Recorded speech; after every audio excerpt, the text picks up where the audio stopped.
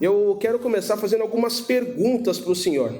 E antes que eu inicie as perguntas, caso os irmãos também, vocês tenham perguntas para fazerem, eu deixo aqui um número, um contato do WhatsApp, pode salvar esse número. No final das minhas perguntas, a gente vai realizar aqui um sorteio de perguntas, a gente vai dirigir as perguntas para os irmãos. Então faça a pergunta e coloque no final para quem você deseja, para o pastor Kenji, o teólogo da mesa, ou pastor Eliseu, o filósofo da mesa. Tudo bem?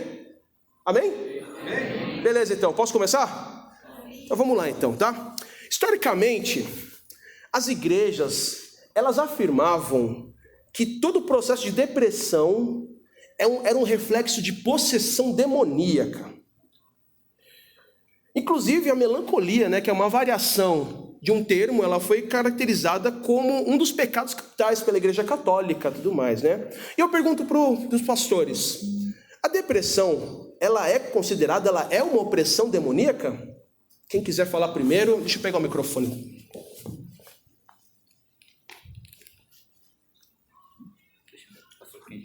Isso aqui. Já começamos bem, né? Eu quero, em primeiro lugar, colocar que eu sou teólogo, há teólogos sistemáticos, há teólogos biblicistas, há teólogos pastoralistas. Eu sou teólogo pastoralista. Isso significa que eu estou lidando muito mais com a área de cuidado da igreja, cuidado pastoral, e a minha área central é a área de aconselhamento pastoral, né? Embora eu dê aula de teologia sistemática lá na Faculdade Teológica Batista de São Paulo. Para responder essa pergunta, em primeiro lugar, são duas coisas bem distintas, né? A opressão e a depressão. A opressão é um ataque que vem diretamente do maligno,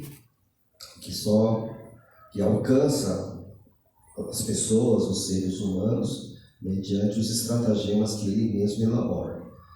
A depressão é resultado de vários fatores, né?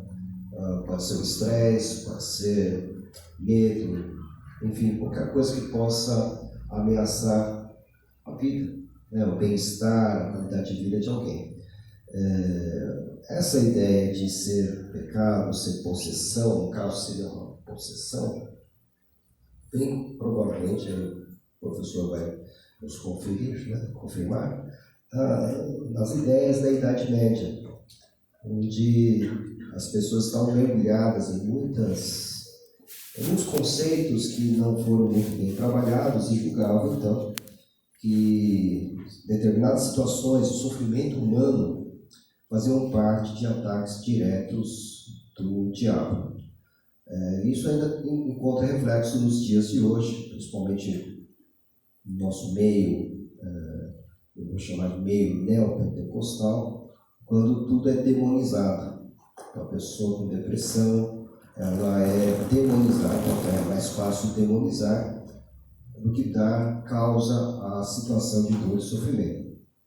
Então, opressão é uma coisa, depressão é outra, e possessão também é outra. Opressão é aquele cerco, né? Aquele cerco bem implacável do inimigo. Agora, a possessão já é a dominação total.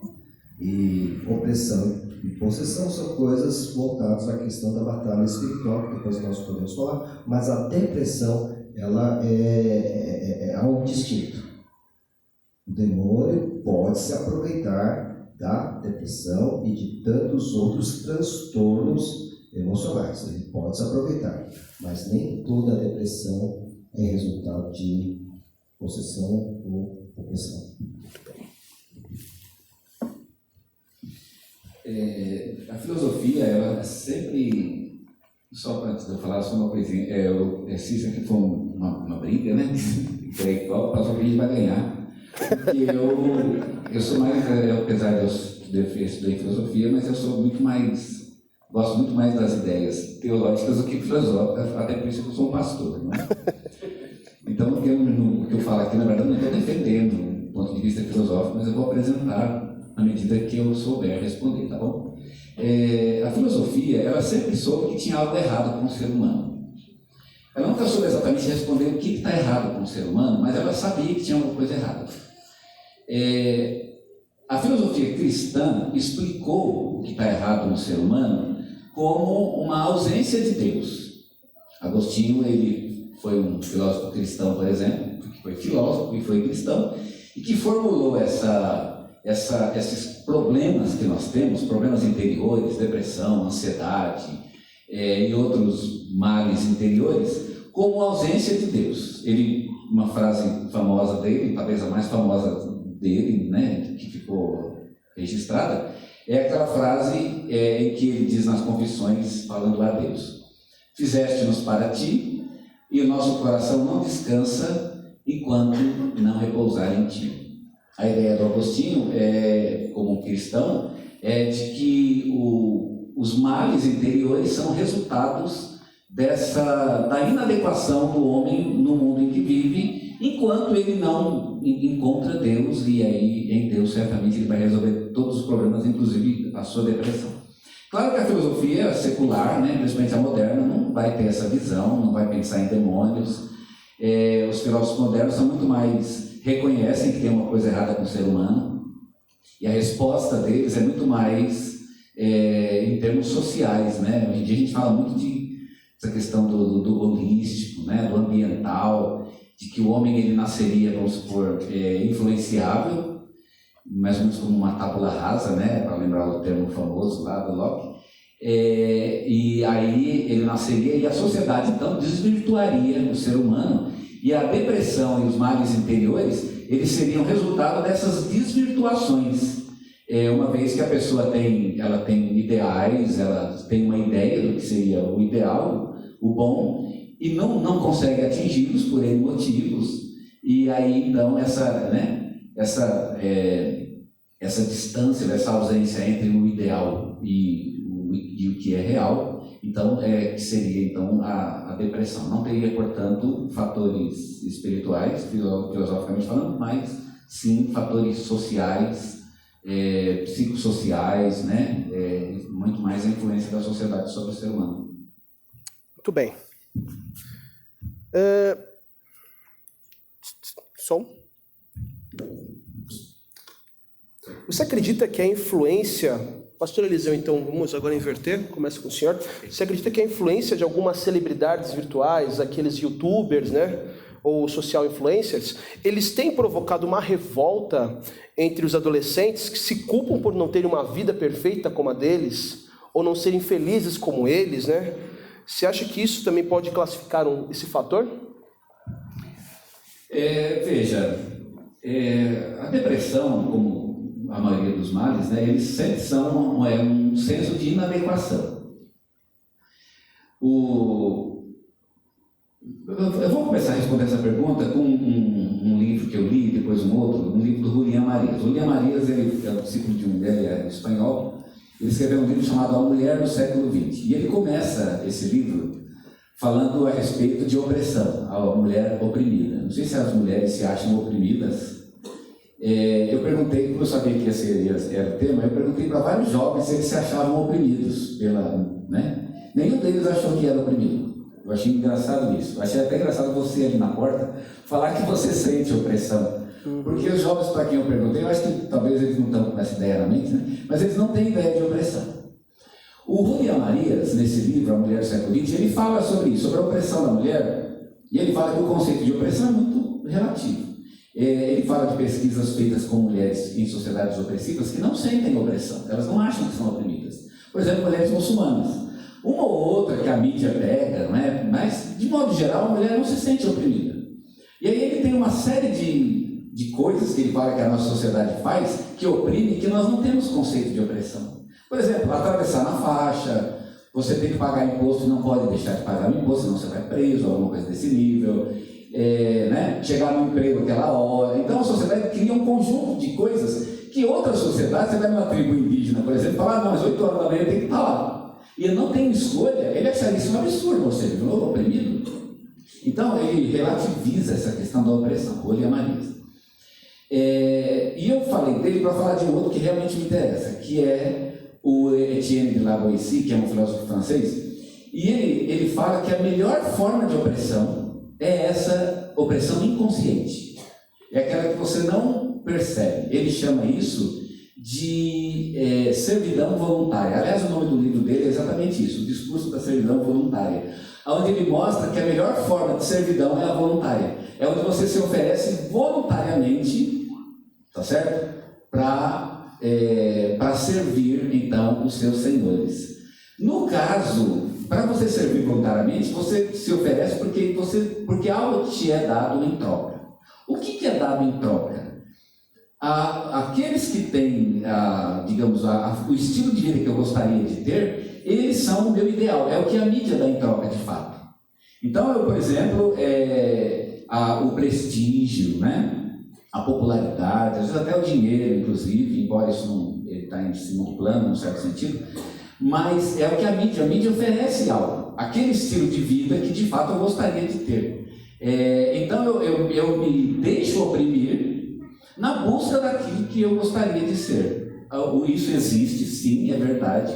É um fator que a nossa sociedade, né, os que têm o poder usam isso como forma de dominação para obter a servidão voluntária das pessoas. Você vai servir e você vai servir voluntariamente, quase agradado, né?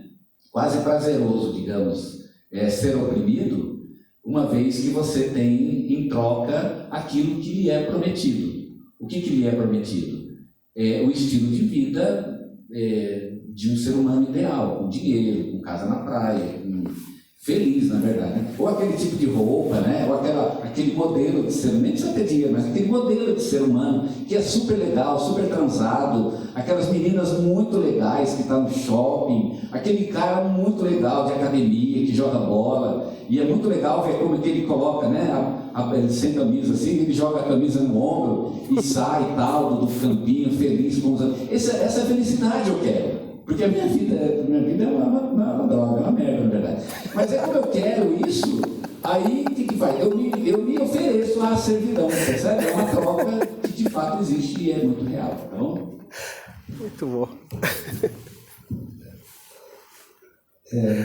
Na minha concepção, quando nós falamos em troca, né, se há uma oferta, né, principalmente pelas redes sociais, através desses influenciadores, que na verdade é uma ilusão que se apresenta através dessas mensagens, dessas postagens que oferecem uma troca. A minha dificuldade é quando ela não se efetua, quando aquilo que é prometido não se realiza. E aí então o jovem, o adolescente, mesmo pessoas da terceira idade, enfim, se sentem frustrados porque sabem que aquilo é o que está na mídia, é o que está na moda, e não conseguem alcançar isso, não conseguem dar conta da sua vida para que alcancem essa qualidade de vida que é oferecida pelas redes sociais. Aí então vem, penso eu, a questão da depressão. Por quê? Hoje nós estamos muito mais conectados com o mundo virtual do que com o mundo real. Então toda a nossa discussão sobre verdades, né, está conectado com aquilo que nós estamos acessando. A verdade agora, ela não é uma verdade, inclusive no ano de 2017, o termo mais cantado foi a pós-verdade. Não é nem verdade nem mentira, é pós-verdade. Quando se pensa muito mais em determinar que o que eu sinto é muito mais contundente do que o fato em si. Essa pós-verdade está invadindo a política, está invadindo o mundo da economia, está sendo um grande fenômeno social. Então, voltando ao nosso tema, as pessoas estão acessando, estão sendo influenciadas por esses influenciadores digitais, não é? Esses youtubers, que também não devem viver uma vida perfeita. Porque vocês sabem, nós não precisamos ficar provando isso, que tudo quanto, pelo menos 99,9% daquilo que se apresenta no Facebook, no Instagram, são ilusões. As pessoas querem manifestar, muitas vezes, uma vida que não tem, uma felicidade que não estão curtindo. Elas precisam mostrar que estão curtindo, estão precisando mostrar que têm.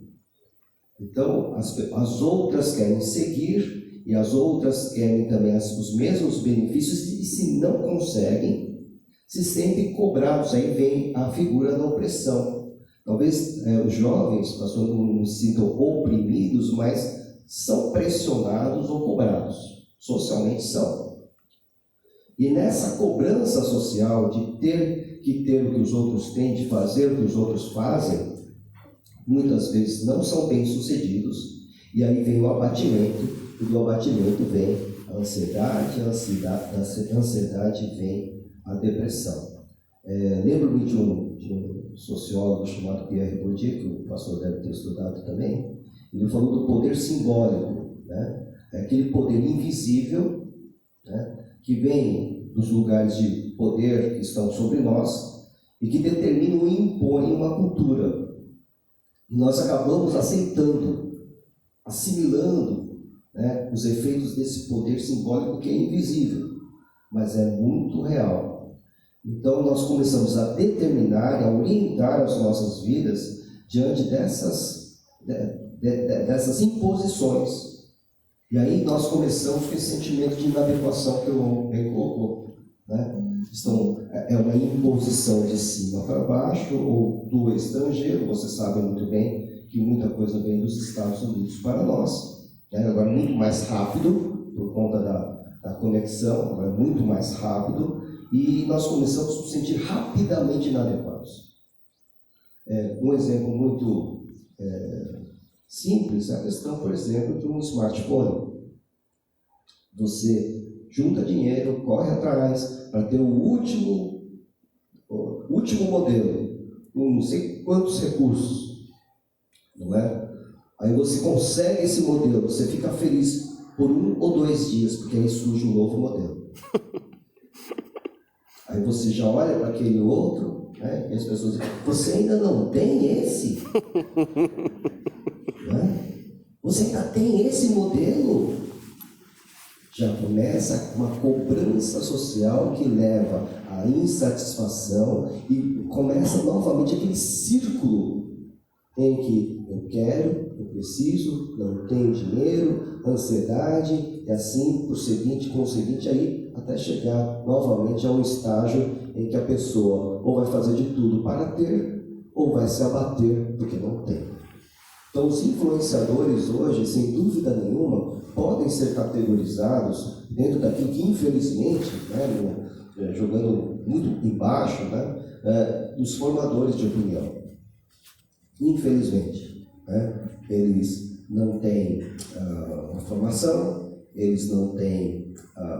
O cientista precisa de anos, né, de estudos e pesquisas para poder proferir uma observação, uma sugestão. Os youtubers, me perdoem, né, eles da noite para o dia surgem, né, como os grandes gurus, né, do nosso século. Estão influenciando. E ao influenciar, criam essas necessidades que muitas vezes não são satisfeitas, porque fazem parte das ilusões, alimentando todo o processo que leva à depressão. Vocês falaram agora sobre o constrangimento de não ter, de possuir algo, de não ter, né?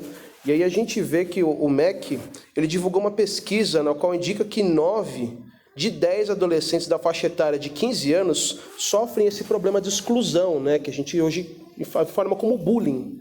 E os senhores acreditam que esse problema, o bullying, é algo que não está apenas nas escolas, mas também está nas casas, dentro de igrejas, nas redes sociais? Seria isso também um fator que desencadeia a depressão? O bullying decorrente de posse ou não de bens materiais, né, eu acho que é menos recorrente do que aquele bullying que diz respeito ao ser da pessoa. Você sabe muito bem, nós ouvimos falar aí no colégio aí em São Paulo, em que os crianças de 10, 9 anos estão sofrendo bullying aquelas crianças que estavam sofrendo bullying sendo aquelas que estavam rejeitando namorar com crianças do mesmo sexo. Então, a turma lá tinha que namorar, se era um menino, tinha que namorar com uma menina e também namorar com um menino. Se fosse uma menina, tinha que namorar com um menino e também com uma menina.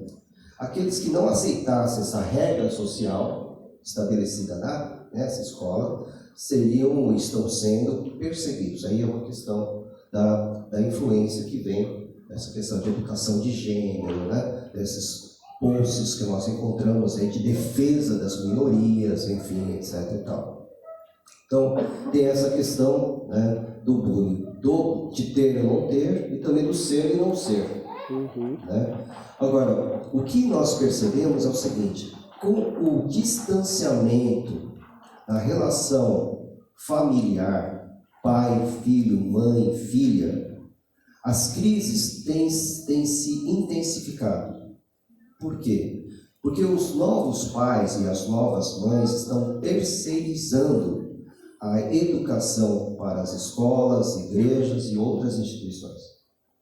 Então não há mais aquilo que nós poderíamos imaginar que houve na década de 50 do século passado. Aquela questão de família nuclear, onde o pai ou a mãe sentavam-se com seus filhos e instruíam, e seus filhos obedeciam e respeitavam a autoridade. Hoje não. Hoje a situação é muito diferente. Perdoem citar, né, mas quando o Sigmund Freud, na virada do século XX, ele descobre o inconsciente, a questão do inconsciente, e nos leva até mesmo às relações primais com mãe, pai, enfim, revela-nos que o homem já nasce com uma certa insatisfação dentro do seu relacionamento mais fundamental, que é dentro da família. E muitas vezes o homem ou a mulher vai buscar a satisfação em relacionamento profundo, significativo, com outras pessoas, mas carregando consigo essa bagagem carente. Tanto é que Freud dizia que a religião nasceu porque o homem sempre está à busca do seu pai. Né? Então, há sempre uma necessidade, uma carência. Né? Então, o bullying é apenas um resultado, um desdobramento, mas de pessoas carentes que não estão conseguindo lidar com seus vazios existenciais. Né? Não conseguiram lidar com seus pais, ou seus pais não conseguiram lidar com eles, e eles acabam manifestando isso, buscando satisfação, como nós vimos muito bem nesse vídeo, né? Não nesse último, mas o primeiro que mostrou ali uma série de situações, o homem buscando satisfação emocional, para o seu próprio emocional, em coisas, em pessoas, em tecnologia. Né? Então, assim, nunca vai ser satisfeito, obviamente nunca vai ser satisfeito, nunca encontrará satisfação para a sua alma. Então, entra nesse processo de ansiedade que vai levar à depressão. Opressão, portanto, podemos usar como a palavra cobrança social, pressão social. Né? Eu tenho que ter uma imagem, uma identidade nessa sociedade, e eu não consigo essa identidade, então eu entro no processo de tristeza, de abatimento, de frustração, que vai me levar a possivelmente, pode me levar à depressão. Necessariamente uma depressão não vem de uma opressão, e também uma opressão não vem de uma depressão, mas algumas vezes há relação. Perfeito. Pastor Eliseu, considerar? Eu queria defender o bullying aqui. Na verdade, eu vou falar uma coisa para você. Deus faz bullying, sabia disso? Não, tá bom. Eu vou falar daqui a pouco sobre o bullying de Deus, mas deixa eu falar sobre uma outra coisa primeiro. Esse negócio do bullying, assim, eu acho que toda vez que você não é adequado, não tem a imagem ideal de uma sociedade, você vai sofrer o bullying para adquirir essa imagem. Quem construiu essa imagem? O Karl Marx, ele disse uma coisa que até hoje não conseguiu contradizer, de que quem produz a imagem, digamos, o ser humano ideal, o novo homem, para usar o termo que ele usava, né? O novo homem. Quem produz o novo homem, ou seja, o ser ideal, sabe? A roupa certa, o cabelo certo, o estilo de vida, o salário certo, né? Que para Marx nem era o rico, é o burguês, assim, é a classe média, que nem nós aqui. Quem produz essa imagem é quem está no poder, tá certo? Então, quem está no poder só deixou a internet funcionar porque era bom para ele, porque ele tem dinheiro e ele não deixaria essa invenção existir se não fosse bom para ele. E tudo que se faz, a gente vai até pensar, mas na internet está falando que não tem nada fora de controle. O Marx tinha uma ideia muito radical sobre isso. Ele achava que, ele não fala isso, claro, mas é a minha visão dele, de que esse grupo se reunia numa mesa, tipo assim, né? E decidia a imagem que as pessoas devem ter, de modo que elas persigam essa imagem e que seja bom para eles, para que eles continuem no poder e que eles continuem tendo dinheiro. O que ele está querendo dizer é que isso é absolutamente construído. Não é aleatório. A internet não é uma coisa sem controle. Não é um animal desinvestado, né? Um touro lá em Valença, né? Correndo pela rua. Não, é uma coisa absolutamente controlada, pensada, medida, para produzir os resultados que esse grupo que está no poder quer produzir, porque eles querem continuar no poder. Então, o Marx tinha essa visão, e por isso ele falava que a imagem do novo homem é exatamente a imagem construída.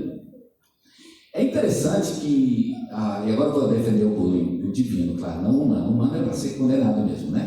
Mas eu vou defender aqui o divino. Essa expressão novo homem, Paulo, é engraçado, ele usa essa expressão. Ele fala sobre o novo homem em Efésios, referindo-se acerca de Jesus Cristo. E quando ele fala isso, ele fala que Jesus, e no mesmo sentido marxista, né?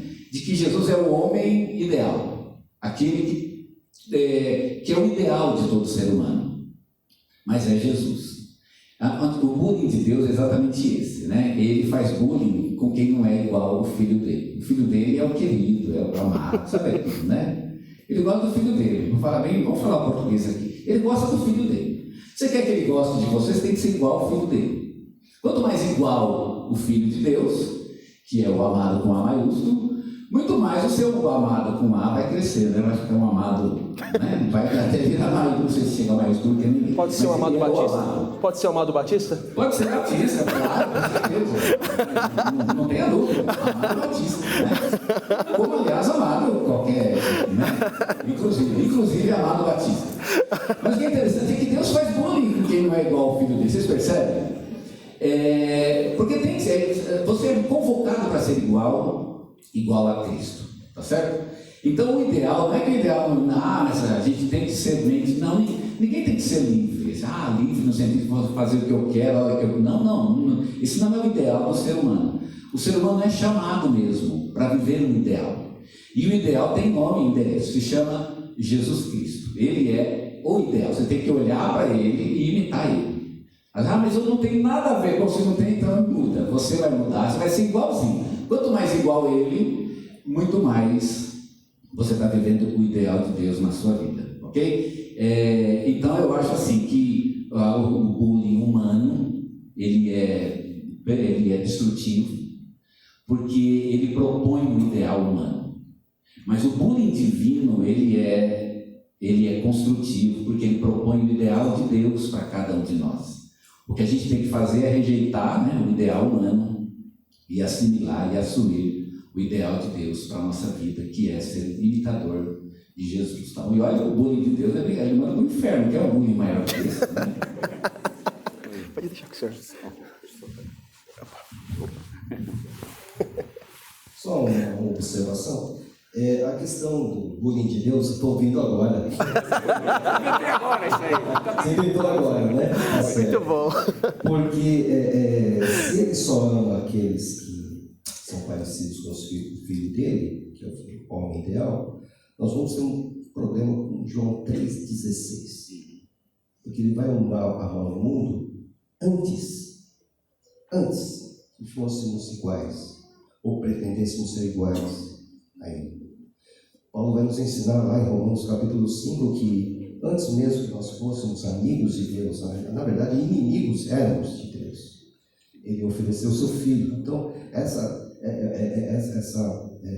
eu fico com alguma dificuldade de pensar em bullying assim, porque tira toda a nossa capacidade de tomar uma decisão, não é? Se Deus olha para mim e diz, esse não é parecido com meu filho, e ele vai forçar a barra, se ele forçar a barra comigo, e é ele Deus, eu vou ter que ceder. Né? Eu vou ter que ceder, porque é ele quem está fazendo a pressão. Se eu resistir a ele, eu sou maior do que ele. Então ele não é meu Deus. Então é essa questão que ficou na minha mente. Né? Você já me chamou a atenção a questão do bullying, porque o bullying sempre tem uma conotação negativa. Né? Porque é uma pressão exterior, uma agressão, né, contra a pessoa. Né? Nós temos se vocês perceberem, no bullying, não tem apenas aquele agressor principal e a vítima. Tem as pessoas que estão ao redor também, que fazem parte desse processo maléfico. Porque tem aquelas pessoas que vêm e nada fazem.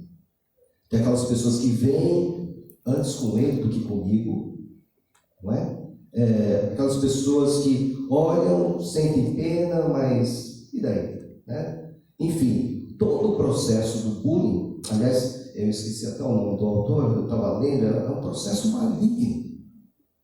Ele não tem como ter uma conotação positiva, porque as pessoas não respeitam o valor da vida humana. Tá? O bullying, na verdade, é o não respeito. O bullying virtual, por exemplo, pessoas já se mataram por causa disso. Né? Tem gente que tira a sua conta do Instagram, tira a sua conta do Facebook para se livrar, mas sai das redes sociais por pressão. O bullying nunca tem uma conotação positiva. Por isso que eu me admirei, né, a fazer essa conexão com Deus, porque eu, ao ler esse livro sobre o bullying, eu falei, é um processo muito maldoso, é do caráter humano mesmo, né, de acabar com uma pessoa. Hoje não basta derrotar uma pessoa, hoje tem que acabar com a pessoa. Esse é o processo que existe na política. Então, né, Olavo de Carvalho, né? Exatamente, Olavo de Carvalho. Olavo de Carvalho, isso. Tem que destruir, né? Não basta derrotar, tem que destruir. Então, assim, o bullying é exatamente isso. E depois passa para uma outra vítima, e passa para outra vítima. Então, todo mundo quer escapar daquele que promove o bullying. Apenas para pensar um pouquinho. Pode ficar. Não, devolvo para ele. Posso responder então? Vai lá. Vai lá que tá legal. Lógico, né? Eu vou me manter no limite da filosofia. E apenas para pensar, né? Só para ficar como uma reflexão. Também, eu não sei em que medida isso merece ou não ser, digamos assim, responderia a pergunta. Mas veja, Agostinho, o pastor falou que ele é negativo. Então é um mal, o bullying é um mal, digamos assim. O Agostinho, ele fala que existem dois tipos de mal. Porque ele começa o livro, o Livre-Arbítrio, né, que é um livro que trata sobre a origem do mal, discutindo o que é o mal. E aí a resposta de Agostinho mas o Evódio pergunta, o que é o mal? E ele fala, mas que mal você se refere? Porque existem dois tipos de mal. Um é o mal que se sofre e o outro é o mal que se pratica. Aí o Evódio responde, mas eu quero saber a origem de um e de outro, eu quero saber dos dois. Você vai, então é fácil. O mal que se pratica, Deus não é o autor dele. É o que a gente chama de pecado, e esse é o mal que se pratica. O mal que se sofre, esse Deus, e aí é que vem a questão da reflexão. Sempre Deus é o autor do mal que se pratica, porque Ele é o juiz e o vingador de todo o mal. Então quem praticar o mal, vai praticar por si, mas quem receber o mal, ele vai receber da parte de Deus. Então nesse sentido, o segundo mal vem de Deus, mas não é um mal moral, não é um pecado. Ele aí dissocia a ideia de mal da ideia de pecado. É o mal porque a pessoa recebe como um mal, tá certo? Vamos supor que Deus castigou a pessoa e ela ficou doente. Ela recebe isso como mal. E de fato é um mal porque o ideal do ser humano não é ficar em cima de uma cama, é andar sadio na rua. Como foi Deus que fez, tá certo? Então foi um mal praticado por Deus que a pessoa recebeu, e por receber aquilo, ela recebe como mal. Mas, claro, que não é um mal moral, porque Deus não pode praticar o mal, tá certo? As pessoas que vão para o inferno vão receber isso como mal. Mas Deus, fazendo isso, não é um mal moral, porque Deus não pode fazer o mal. Só nesse sentido, só para explicar, que Deus poderia fazer um bullying e não seria um mal, porque é Ele que está fazendo. Pode pode deixar. Deixa pra lá. Filosoficamente, a filosofia é assim mesmo, a gente fica... Será que é isso mesmo? Eu faço isso o tempo todo. Muito bem. Quer dizer, me pergunto se é isso mesmo. Sim. Muito bem. Pastor, vamos lá. Então, pastor Eliseu, agora vamos continuar para a nossa penúltima pergunta, tá? Segundo a Instituição de Saúde Pública do Reino Unido, em parceria com o Movimento de Saúde Jovem, foi divulgado que 90% dos jovens entre 14 e 24 anos usam assim de uma maneira compulsiva, mas absurda, abusiva as redes sociais. E isso sim também tem refletido, porque 70% dessa população tem sofrido com quadros de ansiedade, com distúrbios de depressão. Essa parcela tem respondido também patologicamente dessa maneira. E a pergunta é, até no distúrbio de sono também, né? Como orientar os pais desses adolescentes? Como orientar os pais a controlar esse vício da compulsão do uso das redes sociais, da internet? Como o senhor orientaria, como a filosofia hoje teria uma resposta para a recomendação dos pais? E também o pastor Kenji também já se prepare para responder também a mesma pergunta. É uma pena que eu tenho que falar da filosofia, né? Eu tenho que falar da Bíblia. Mas deixa eu falar da filosofia. Mas pode falar da Bíblia se o senhor quiser também, viu? Fica à vontade. Pode. Eu vou deixar esse privilégio para o pastor Kenji. O Platão, ele tem uma solução, ele tem a resposta para isso, né? Num certo sentido, filosoficamente falando. O Platão, ele falava que na vida tudo é imagem, tudo, não existe realidade nesse mundo. Tudo que você vê no mundo é imagem, até as coisas reais, como essa parede, essa bateria, até isso é uma imagem para ele. Tem um estatuto diferente de imagem, mas ainda assim é uma imagem.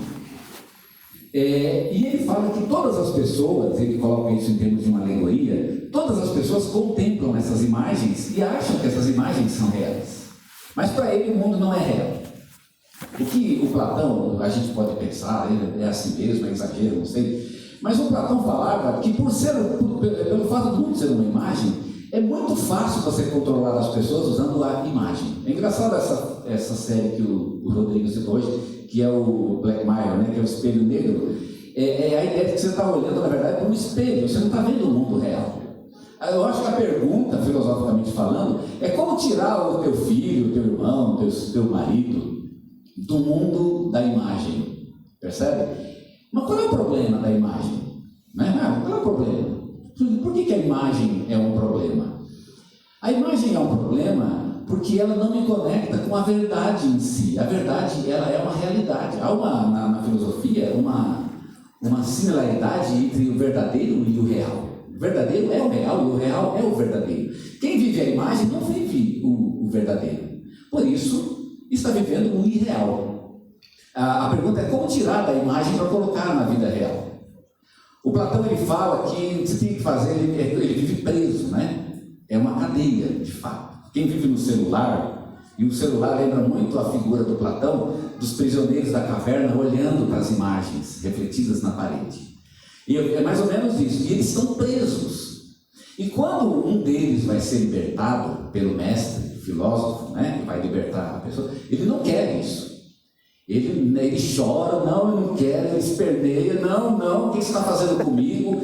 Mas aí ele vai lá, esforça tal, e ajuda ele sobe naquela caverna e encontra o mundo. Aí ele vê o mundo. Aí ele vê primeiro as árvores, o rio, e fala, nossa, essa é a vida? E aí de repente ele vê o sol, que para Platão é a origem de todas as coisas que ele está vendo, e aí finalmente ele contempla o bem em si. E aí depois ele volta para a caverna. Sabe uma coisa? Eu vou lá, né, para tentar tirar os caras que estão lá. Já que eu encontrei o real, eu preciso tirar o cara da frente do celular. E aí quando ele chega e tenta fazer isso, o que acontece? Ele é oprimido. As pessoas acham que ele está ficando louco, até porque quando ele voltou para a caverna, o olho dele, que é acostumado com a luz, já não via mais, né? Não via mais no escuro. Os outros enxergam meio no escuro, mas ele não enxergava. E aí as pessoas tentam, então, acham que ele está louco. Primeiro que ele está cego, ele não enxerga nada. E segundo, ele está falando coisas que ninguém entende. Esse cara é louco. E aí pegam essa pessoa e hostilizam e matam essa pessoa. Sócrates, o Platão está falando de Sócrates, né?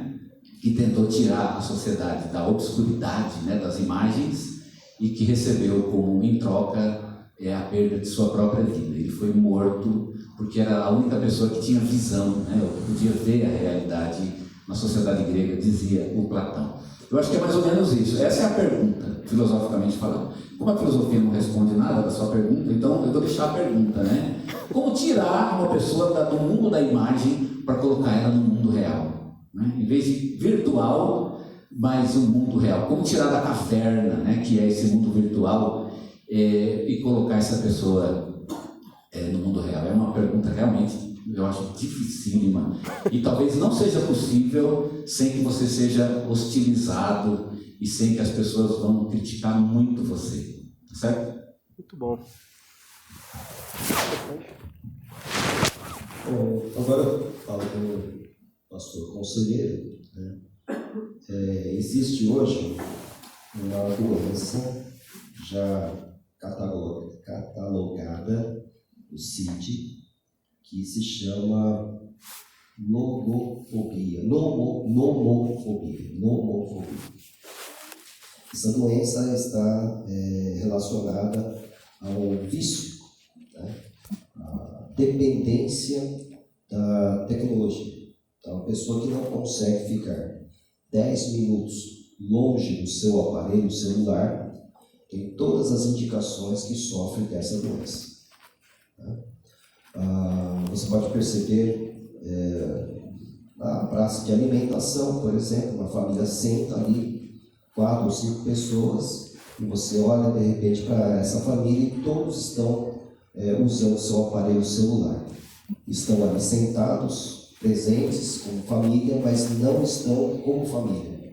Cada um está conectado com os seus contatos. Tá? Um jantar, né, romântico, um casal está ali, uma mesa muito bem preparada, e os dois estão usando o aparelho celular. Então, são indícios de que estamos entrando, conhecendo um novo vício, uma nova enfermidade psicológica, que leva à enfermidade psiquiátrica. Então, o que fazer? Primeiro, o exemplo tem que vir de cima, né? Os pais devem dar o exemplo dentro de casa, né? Se ficam conectados diretamente dentro de casa, obviamente os filhos também estarão procurando esse tipo de recurso.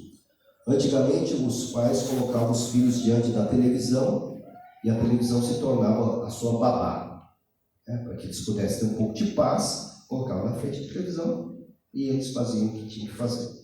Agora eles dão tablets, agora eles dão smartphones de última geração, para que eles, mesmo que brincando com os seus joguinhos, né? Estou falando de crianças pequenas, tá? Eles possam ter algum tipo de sossego para fazerem as suas coisas.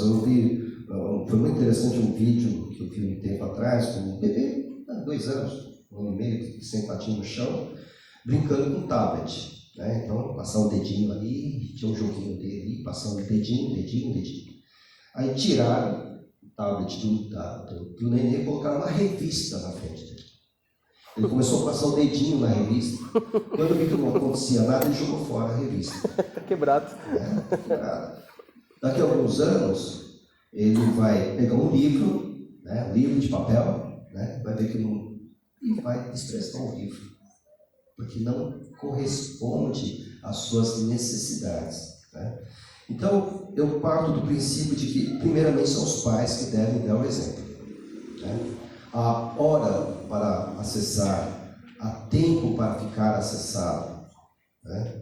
Se os filhos e filhas forem disciplinados assim, eles também aprenderão, né, a não depender tanto dessa tecnologia.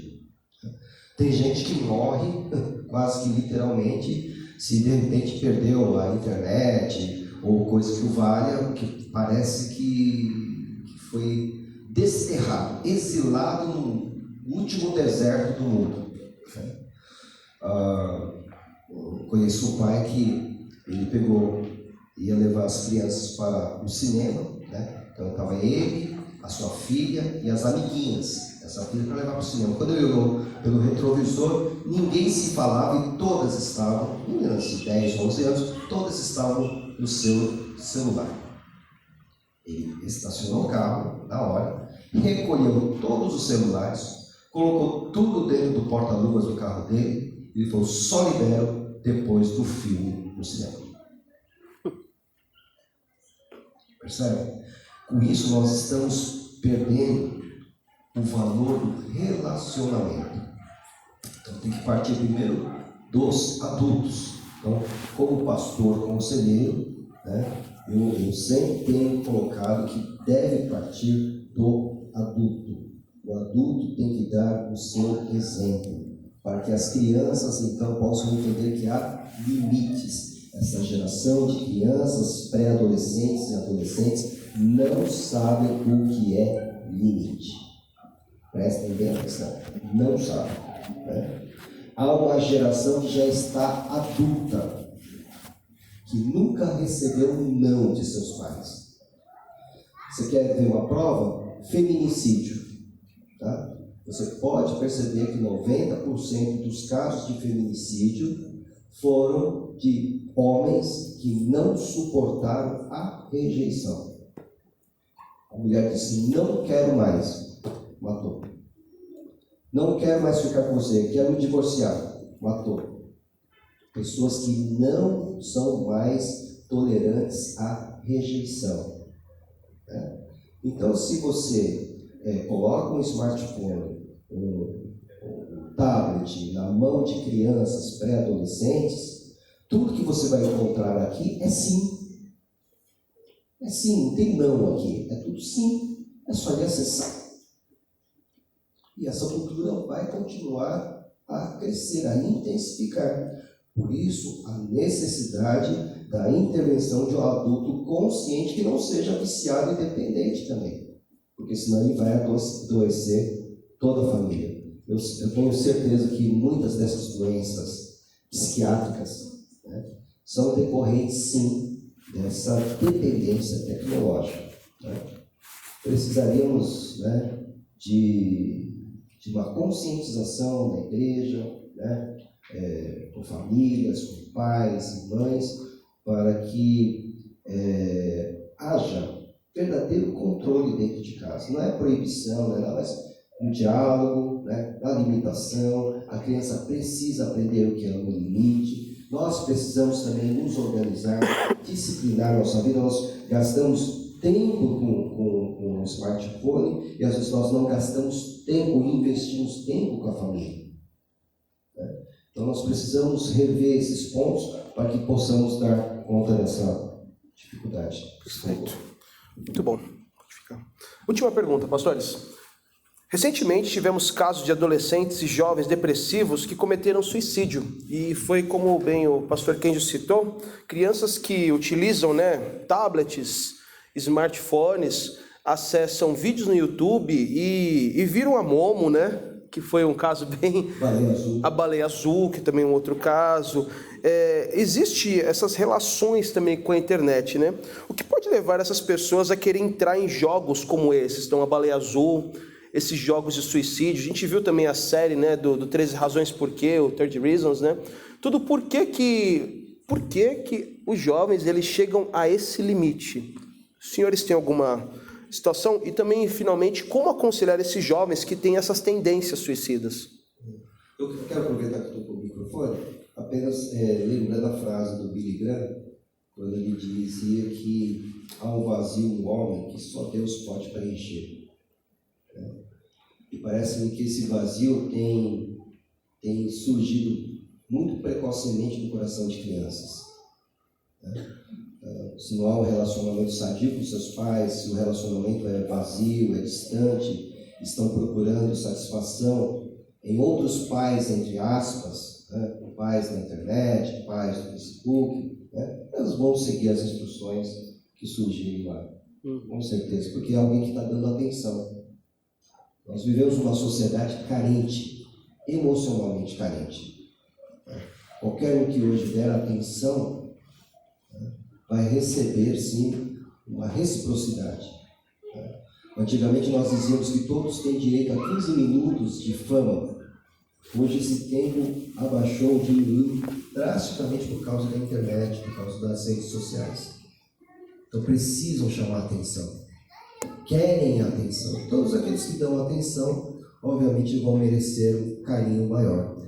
Então, o que nós precisamos fazer? Mostrar que esse vazio que existe no coração de muita gente, né, só pode ser preenchido pelo Senhor Jesus. Amém. Não tem outro caminho. Amém. Muito bom. Pastor Eliseu. Por que as pessoas vão até a morte, né? Essa é uma pergunta muito difícil de responder.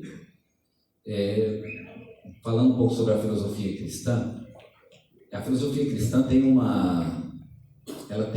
capítulo que estuda pecado e a natureza. O pecado, ele é algo que tem a ver com a natureza. Ou melhor, para entender o pecado, o dinamismo do pecado é o dinamismo natural. Eu vou explicar um pouquinho o que é isso. O pecado, ele tem um caminho, digamos assim, né? Um caminho na vida da pessoa e na sociedade. Primeiro, ele é um ato. Então você vai lá e faz o negócio, tá certo? Não sei o que você fez, você pecou. Depois de um ato, o pecado ele vira um hábito, porque você vai repetindo e aí ele se torna um hábito. Quando o pecado vira um hábito, ele se transforma em uma convenção. E quando ele vira convenção, ele se transforma também numa instituição. A gente tem, por exemplo, a questão do homossexualismo. O primeiro homossexual da história cometeu um pecado só. Poderia ter parado ali, né? Poderia ter inventado outro. Mas ele continuou, ele foi e virou um hábito. O hábito virou uma convenção, né? Uma convenção comportamental, que se tornou um comportamento aceito pelo grupo e que acabou virando de fato uma instituição, ou seja, a própria sociedade ela se programa e se protege para proteger aquele pecado, que isso acontece com muitos pecados, que viram uma instituição e isso de fato é o caminho do pecado. Uma coisa leva a outra e o final de tudo é a destruição do próprio homem. Qual é o objetivo final, então, do pecado? É a morte do próprio homem, o fim da sociedade, que é onde chega, então, o pecado. Eu creio que o que leva as pessoas, né? O que leva as pessoas, na minha opinião, a buscar um caminho de morte, protegido institucionalmente, só pode ser realmente a trajetória do próprio pecado. E como se luta contra isso? Eu não sei se existe uma outra maneira, mas como o pastor Kenji falou, tem que começar comigo. Eu tenho que ter uma vida diferente. Eu tenho que ser diferente. A depressão e a ansiedade da internet é que a gente hoje vive num mundo globalizado. E o mundo globalizado é um mundo muito grande, né? Muito extenso, você não domina isso, é muita coisa, é um universo, na verdade, né? É o universo virtual, é um espaço, né? Para lembrar da figura do Pierre Levy, né? É o espaço, esqueci o nome lá que ele usa, né? Mas é um universo inteiro que você não consegue dar conta disso. Então, a minha sugestão para que vocês vençam é diminuir a luta. Diminuir a luta ao mínimo possível. E qual é o mínimo possível? É a minha relação pessoal com Deus. E no mínimo, começando pelo mínimo. Por exemplo, chegando em casa, o que vocês vão fazer? Né? Eu vou chegar em casa e vou ler a Bíblia e vou orar, por exemplo. Então, se eu não ler a Bíblia e orar, esse terá sido o meu fracasso. Só. Aceitar como fracasso ou como vitória a minha relação pessoal com Deus. Se eu vencer na minha relação pessoal com Deus, eu vou vencer em todas as outras áreas. Eu posso ir para o mundo e aí eu venço o mundo, né? Para lembrar da expressão de João, né? 1 João, da vitória que vence o mundo. E olha que João nem estava pensando no mundo virtual, né? João ia ficar de cabelo em pé se ele pensasse que o mundo é maior do que, né? Além do mundo material e real no qual ele vivia, hoje tem também o mundo virtual. Mas a vitória que vence o mundo, seja natural, seja virtual, de fato é o nosso relacionamento com Deus. Então, se você vencer no relacionamento com Deus, você vence no resto. Se você perder, não conseguir ter um relacionamento verdadeiro, fiel e disciplinado, se você perder nessa área, Não espere vitória em nenhuma outra área da sua vida, nem no mundo virtual. Você está à mercê dos dinamismos que o mundo virtual, próprios do mundo virtual.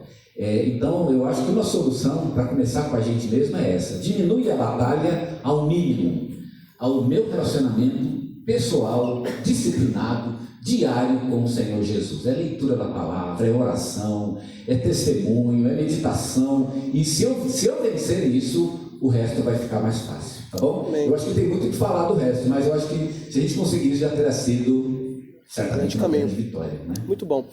Pastor, muito bem. Partiremos agora para as perguntas do público, tá? Foram no total aqui 4 perguntas, perdão.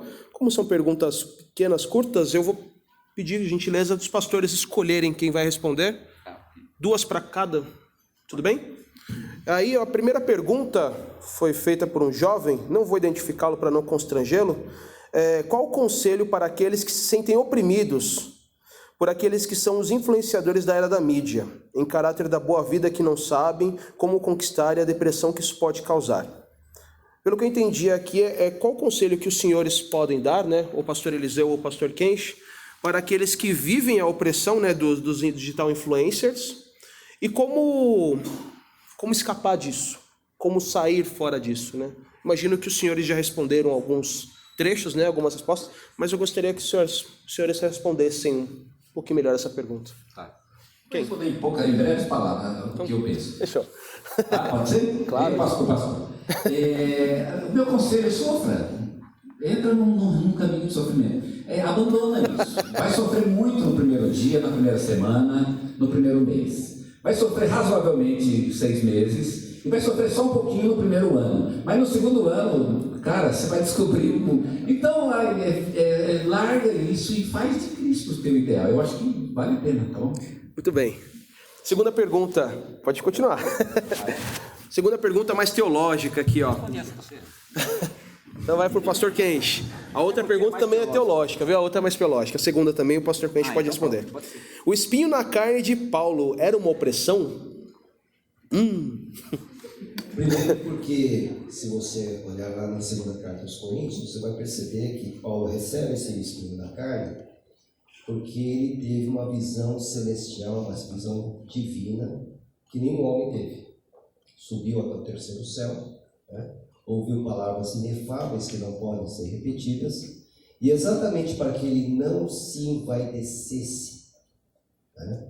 Deus então colocou um freio nele. Por isso que Deus colocou um freio, né? Hoje Deus precisaria colocar muitos espinhos na carne de certos apóstolos e bispos, né? Porque o envaidecimento nos distancia de Deus. Então eu não posso dizer que é uma opressão, mas no freio que Deus coloca no apóstolo Paulo, e ele mesmo vai dizer isso, né? Que ele orou 3 vezes, e o Senhor disse que a graça dele era suficiente para ele, né? Então o espinho na carne, o que é esse espinho na carne é uma discussão teológica até hoje, né? Alguns, mediante o estudo da carta aos Gálatas, pensam que algo é referente à sua visão. Se você se lembra em Atos capítulo 9, ele perde a visão do seu encontro com Cristo na estrada para Damasco. E ao envelhecer parece que há sequelas, porque quando ele escreve aos Gálatas, ele diz: eu sei que vocês até gostariam de arrancar os seus olhos para me dá-los. Depois ele vai fechar a carta dizendo: veja com que grandes letras eu termino essa carta. Então eu estava com alguma dificuldade na visão. Uns dizem que seria a visão. De qualquer modo, foi um freio que Deus colocou na vida de Paulo para que ele não caísse no pecado da soberba, por ter recebido essa visão extraordinária do terceiro céu, ouvindo palavras que nenhum homem ouviu. Muito bem. Quer passar? Ele? É outra teológica. Quer responder, pastor? Opa. A armadura de Efésios 6 nos capacita contra a opressão? A armadura foi, quando Paulo estava preso, ele viu diante de si um legionário romano, e ele imaginou então que a nossa vida espiritual é comparada a uma guerra espiritual e que precisaríamos de uma armadura para enfrentar não a carne, porque a nossa luta não é contra a carne, mas contra os poderes invisíveis. Então, essa armadura, ela tem uma destinação muito apropriada. A nossa luta é contra os principados, potestades, né? Não é diretamente a opressão, é indiretamente, porque o que é os principados, potestades, os nossos inimigos das nossas almas fazem? Tudo que for possível para dar sofrimento, para causar dor às nossas vidas. Não, então não é somente para a opressão, mas tudo quanto vem da parte do inferno. Perfeito, perfeito. Então a armadura foi feita, foi imaginada por Paulo exatamente no sentido de nos preparar para essa batalha espiritual. E quero destacar uma, que é uma peça, que é o capacete da salvação, né? Por que capacete? Porque protege a mente. Então, meu querido jovem, veja o que você está acessando, não é? Não brinque com isso. Veja o que você está acessando. A mente, né, é o ponto focal de Satanás. Por isso que se fala de setas do maligno. Ele não pode possuir um crente, mas ele pode lançar setas na direção da sua mente para que você agarre maus pensamentos. O que você vê, o que você se agrada, né? É por isso que lá Paulo vai falar também em Efésios que nós temos que trocar o assunto das nossas conversas. Temos que falar entre nós em salmos, hinos e cânticos espirituais. Temos que mudar o tema das nossas conversas. Então, a armadura foi imaginada pelo apóstolo Paulo no sentido de que estamos numa batalha espiritual que não são contra as coisas da terra, mas contra os principados, potestades, tronos, nosso inimigo espiritual. Muito bem. Capacete para não tomar headshot. Você viu, né, jovem? Ficou ligado, né?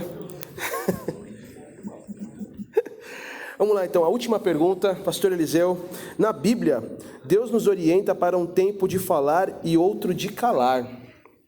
Imagino que seja Eclesiastes 3, no qual ela se refere aqui.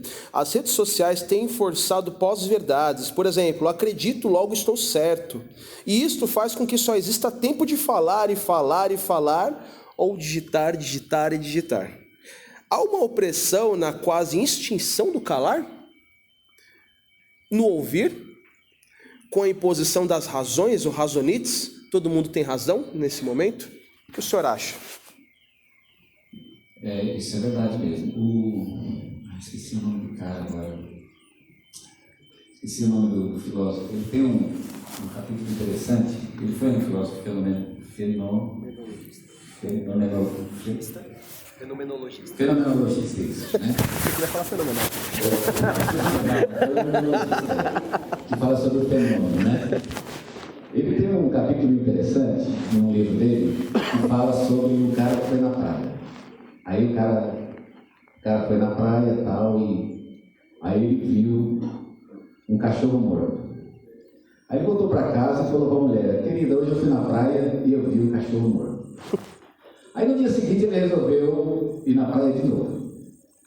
E aí ele foi, chegou mais perto e ele viu que não era um cachorro morto, era um tronco. Aí voltou para casa e disse: querida, hoje eu fui na praia e eu vi um tronco. Aquele cachorro de ontem não é cachorro, na verdade era um tronco. Aquilo é um tronco ou é um cachorro? E ele responde: depende do dia. Quando ele viu o cachorro, é um cachorro. Quando ele viu o tronco, era um tronco. Não me importa o que é, importa a experiência que ele teve com aquilo. Essa ideia fenomenológica, ela é realmente o que impera no mundo. Não importa o que as coisas são, mas a maneira como você pensa sobre elas. Qualquer psicólogo vai trabalhar nessa linha, não é? Ele não vai tentar mudar a realidade, mas ele vai tentar mudar o que você pensa sobre a realidade. A realidade não tem, né? Eu sei lá, meu pai me bateu, né? Meu pai não comprou um trenó para mim quando eu era criança. Tudo bem que eu morava lá na Bahia e tal, mas enfim, mas eu queria, não pode, né? E aí eu fiquei muito traumatizado, tal. Aí fui lá no psicólogo, mas não tem como mudar esse fato. Ele não comprou, minha infância já passou, né? Então, não importa, gente, o que aconteceu não importa mais. O que importa agora é a maneira, a interpretação que eu tenho disso. Isso é bom, isso é ruim. Isso tem um problema, não é? Para quem trabalha com a verdade, como nós, que pensamos na verdade objetiva, né? Deus é uma verdade objetiva. Que não importa o que eu pense sobre ele é o que ele é. Aliás, o nome dele é exatamente isso, eu sou o que sou, né? Isso na filosofia é muito legal, tem um capítulo muito legal na filosofia sobre isso. Mas é interessante que se Deus é o que ele é, significa que ele é a verdade objetiva, independente do que as pessoas pensam sobre ele. Então nós que somos cristãos, a gente tem que tomar um certo cuidado. Não é o que eu penso, né? O que eu penso é legal, mas isso não é isso que é importante. O importante é o que de fato é. E não só com relação a Deus, mas com relação a tudo. Então eu vou falar com uma pessoa, né? Alguém pede conselhos para mim, isso já me vem logo na mente. Tudo bem que eu posso ter uma ideia sobre o que ele está falando, baseado na minha experiência, mas não é a minha ideia. A questão é o que Deus pensa sobre isso, porque o que Deus pensa é a verdade. Talvez seja esse o espírito profético, né? Você conseguir sair do seu pensamento pessoal, da sua experiência pessoal e conseguir ver o mundo com os olhos de Deus. Quem consegue fazer isso, vê o mundo com os olhos da própria verdade. E talvez seja o grande ministério profético da igreja, né? Você vê o mundo com os olhos da verdade, porque você vê o mundo com os olhos de Deus. Então, essa onda moderna, né, das pessoas de viverem não segundo a verdade, mas segundo sua opinião, é algo realmente muito, muito triste. O pai dessas ideias, infelizmente, é um cristão chamado Søren Kierkegaard. Essas ideias, antes da fenomenologia, elas começaram já no século XVII com Kierkegaard, que era um filósofo existencialista. Ele próprio foi uma pessoa muito infeliz. Morreu cedo, não casou, mas também ele falou para a moça que ele, na verdade, não queria casar, ele queria viver amando ela platonicamente, sem casar e sofrendo. Ele achava bonito isso. Ele sofre lá, eu sofro aqui, a gente vai ficar. Só que a mulher achou que era melhor casar mesmo, né? Sofrer com o marido é melhor do que sofrer sem ele. E ela arrumou outro e casou com outro, a Christine Olsen, Regine Olsen. E ele foi muito infeliz. E ele criou o existencialismo, é o pai do existencialismo, que defende exatamente essa ideia, né, de que a verdade ela não é una, ela não é externa, mas ela é interna ao homem e cada um tem a sua própria verdade. Ele era um cristão, vejam vocês, né, mas morreu cedo. Acho que o Senhor já deu logo, né? Passou a foice, né? Coitado. Deixa eu levar embora isso. Levar logo, sem fazer besteira. Mas, na verdade, nós que somos cristãos temos que pensar sempre na verdade objetiva. Não é a minha opinião que importa, importa o que Deus diz. A palavra dele é a verdade e a palavra dele está escrita, né? Isso facilita muito, né? Está escrito. Quer interpretar alguma coisa? Interpreta a Bíblia, então, né? Não a sua opinião e nem o que a Bíblia sim merece interpretação, estudo, porque ela é a verdade de Deus e é com ela que a gente tem que ficar, tá bom? Amém, amém. Uma salva de palmas para esses pastores. Amém, glória a Deus. Obrigado, pastor Eliseu.